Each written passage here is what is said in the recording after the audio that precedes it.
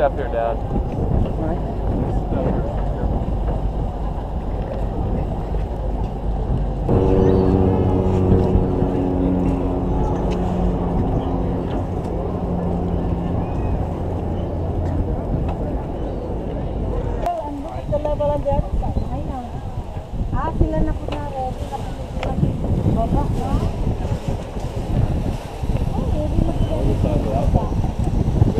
Need one of those. Just sell your townhouse and get one of those. Just live on the water.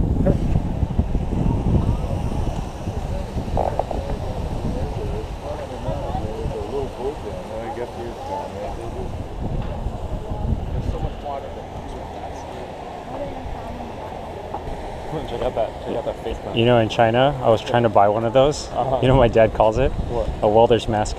The welder. A Chinese welding mask. Like, we looked all over Hong Kong. Me and my sister wanted one, but we couldn't find them. Really? But I think they get them in like Monterey Park and like Alhambra. They're out of style already. No, but like I wanted to wear one as a joke, like, and I wanted to drive around with like white driving gloves.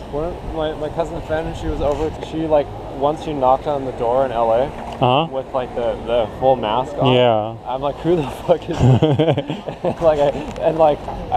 I kept staring at her, and then suddenly she's like, oh, she pulls it open. It's funny.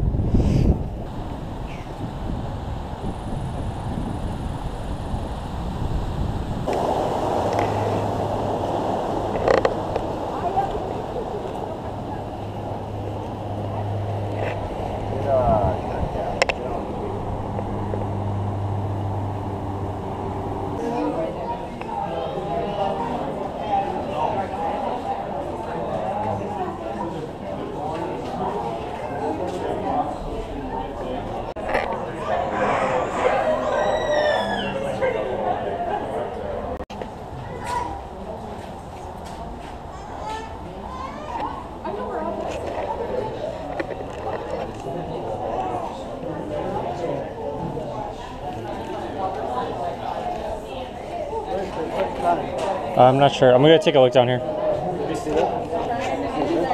Not yet. I haven't looked.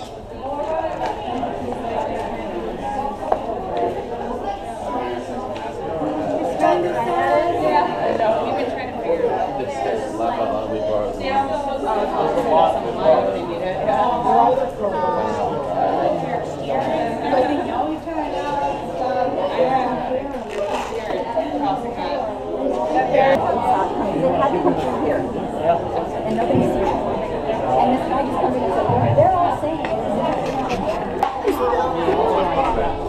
It's coming closer.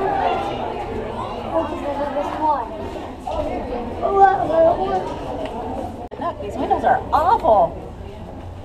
No, that's a coho. That's a coho. That's a big coho.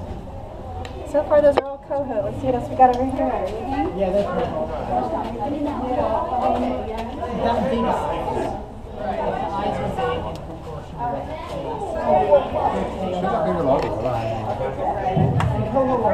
eyes are big and So let's talk about adult salmon. What brought him here? Well, an adult salmon gets to be about, I don't know, 4 to 5 years old. He's out in the middle of the ocean. Instinct says, I've got to find my home streams to spawn. This is an instinct that he can't or she can't fight. So they start smelling, they say, drops of fresh water out in the middle of the ocean, and they follow the drops until they turn into a nice strong current which brings them home. So they follow their noses. Then they circle around out here in front of the fish ladder until their eating system shuts down.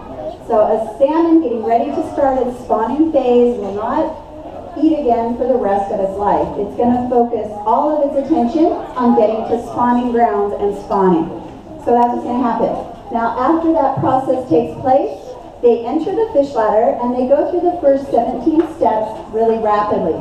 So if you walk down these 2 ramps out here, you've walked over 17 steps in our ladder.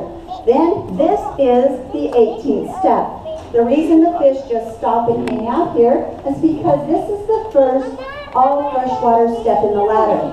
Every step before this is a mixture of salt and fresh. This is 100% fresh. So when the fish get here, they actually stop until their gills change or their breathing system changes on a biological level to survive in the fresh water. So a salmon is what's called an anadromous fish. That means it starts life as a freshwater fish, lives its adult life as a saltwater fish, comes back to spawn and die as a freshwater fish. Every time it changes places, its gills change or its breathing changes on a biological level to survive in the water they're swimming in. So a lot of people have asked me over the years, so it's like acclimation. It's actually much more than acclimation. The only thing I can explain it is like if we were able to walk into a closet, pumping carbon dioxide, sit there for 4 to 6 hours, and walk out breathing that efficiently. Okay, that would be changing how we breathe on a molecular level. And that's what's happening to these salmon. So it's pretty amazing. All right, so after that process takes place, they're going to just sort of perk up and swim out the last 3 steps of the ladder right over here. Now they're in the freshwater environment.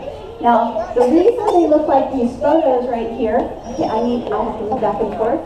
Thank you. The reason they look like these photos right here is because they are fresh from the ocean. And when they first come in from the ocean, it's called seagoing phase. But as they've moved through the fish ladder, they become in their spawning phase. So most people want to know, why are they not red? Because they're spawning phase. Well, that happens as they move into the freshwater environment. So the farther up they go, the more they start to change colors. The reason a salmon changes colors is because from here on, they are now living off their own stored fats and oils. So they are literally breaking down their bodies to survive. And all the color that you see on the inside of a salmon starts to leach to the outside. So the darker red they become, the closer they are to dying because they're using up that much of their bodies. Now the males, and only the males, grow that big hook nose. When you think of a spawning salmon, that's called a spawning kite. Only males get that, and it's to fight other males to spawn with the most females. So in the end of the kite, they actually grow these long sharp teeth to bite males. That's what it's all about. Females don't get that, they keep their nice round face. Now, as they move forward, it's going to take about 3 months for the fish you see in the windows to make it to spawning grounds. They keep moving forward, and they finally get in water that's about 2 feet deep, and then the female starts to smell the gravel, and she decides, hey, I think I was born about here. And the reason I can say that is my husband actually was a fish tagger up in Alaska, and they found some of the wild females coming back to spawn or dig their red within 25 feet of where he caught and tagged them as a baby. So this sense of smell is beyond what I comprehend. I can only tell you about it. I don't really understand it. So anyway, she smells around. This smells like my home.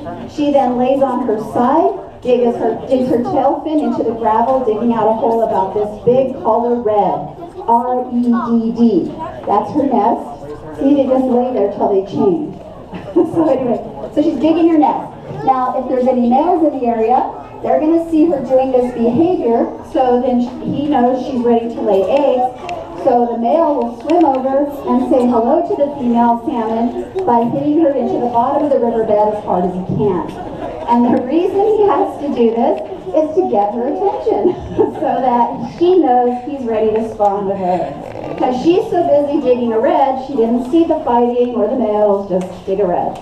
So anyway, she bounces up off the bottom of the riverbed. They come together and they do this really fast rubbing and vibrating motion with their sides. They rub and vibrate their sides together really rapidly.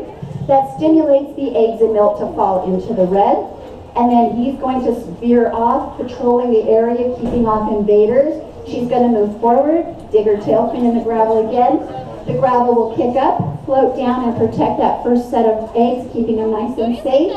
And then he's going to knock her down again. They're going to do the whole vibrating. And she's going to lay another set of eggs. Now, she's going to lay 3,000 to 5,000 eggs, depending on which one of these fish we're talking about, and how big that individual fish is. So those are our averages. All right, so now our female, she's going to just circle her reds and just try to keep off any kind of invaders or anything, keep them safe until she falls over dead, because she literally has no life force left in her body. Okay, I have to move back and forth, so I need you to stay down here. I don't want to trip you. Anyway, so she just wants to make sure that nothing gets in her way or bothers anything until she dies. The males can usually spawn 2 times. So they can usually spawn with 2 females before they exhibit the exact same behavior of protecting the red. Okay, so they're just out of life force, so they're going to die. And now this is the most important thing I'm going to tell you about salmon all day long. And that is, salmon are a keystone species in our environment. And what that means, salmon are doing something for this planet to keep it healthy and working the way it's supposed to that nothing else can do. Only the salmon. And what that is they bring vital nutrients in their bodies from the ocean into the freshwater environment to keep it healthy and thriving and strong. And there's no other way for those nutrients to get there except for the salmon. It's the only way. So when you hear people getting really worried about losing wild salmon, it's because we don't even know what the far-reaching effects would be on the freshwater environment if our salmon disappear, because they're doing something vital. So that's what's most important about the salmon. A lot of people think it's important because a lot of things eat them upstream. Yeah, that's important too, but if you think about it, those nutrients are still getting into our environment no matter what, and that's what's important. All right, so now our little babies are in the reds and they're all safe and buried in the rocks, and they actually stay in the rocks until they get to be about 1 inch big. And they're born with a little pouch of food right here, and that's called a yolk sac. They're born with food, and they actually stay buried in the rocks. They don't come out of the rocks until that yolk sac is gone. And finally, they get so hungry that hunger drives them up out of the safety of the rocks to find food. So now, all of the nutrients our little babies need to start growing are in the environment from their moms and dads. So again, nature just has this perfect plan. It's pretty amazing. All right, so now our little babies, they're going to try to dodge danger. They're going to try to stay alive because everything's trying to eat them, and they grow super, super slow in the freshwater environment. Everything a salmon needs to get really big is in the ocean. All of that food is in the ocean. So they try to stay alive till they get to be smolt size, which is about this big. That's at about 4.5 months old. Instinct says, I've got to find salt water to stay healthy and grow. So they just start floating downstream backwards. So if you were here in the spring, looking in our windows, you would see baby salmon facing this way, even though they're going this way. And that's so that they can imprint the smell of fresh water all the way down, so they'll be able to find their way home when they grow up. So that fresh water rushes through their faces to make sure it imprints for them. Then they're going to get out here, they're going to circle around till their gills change or their breathing changes, and then they're going to go out and hopefully grow up to come back as a 4 to 5 year old fish and complete the life cycle. Now in the wild, out of our set of 8, we're only averaging about 2 adults to complete the life cycle from those 8. So our wild numbers are kind of sad and scary, just so you know. All right, so that brings me right back to the beginning of my story, so that's about it. So everybody who started with me in the visitor center, thanks for choosing to spend part of your day with me. It's been my pleasure. I hope you've enjoyed the tour. Everybody else, thanks for your attention. Have a great day here at the locks. Come back and see us. We should have fish until about the 2nd week of October. Have a nice day.